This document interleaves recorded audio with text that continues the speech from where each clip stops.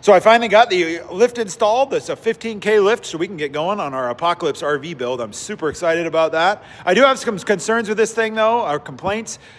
Grade 4.8 hardware is their go-to on all the hardware. Would it work? Probably. But man, how much more would it have costed to use high quality hardware? Hey, that's an 8.8. It's not a very critical component. That's definitely not very critical, and that's an 8.8. And then that's the least critical component, and that's a 10.8 on the door bumpers. So now the most critical are the anchors. So I put in all thread with epoxy, but this is what they give you. They give you something that looks like it should go in masonry. It has a nail and a hollow stud that's supposed to wedge out the bottom. So let's pound this nail in and let's see what happens with this thing. Because I had a feeling this was gonna expand an awful lot, and it does. So can you imagine doing that in high PSI concrete? I don't think the end results would fare very well. Let's knock that nail out. There's no ribs or anything holding that nail in. So if you can only imagine, that would just pop right out of there. It did. Man, I do not trust those concrete anchors as far as I could throw them left-handed.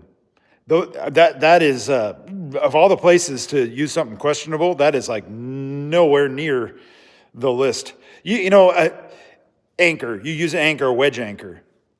I mean, I would use those. I mean, those are probably okay. I mean, I think it's still a step below epoxying and all thread like I did.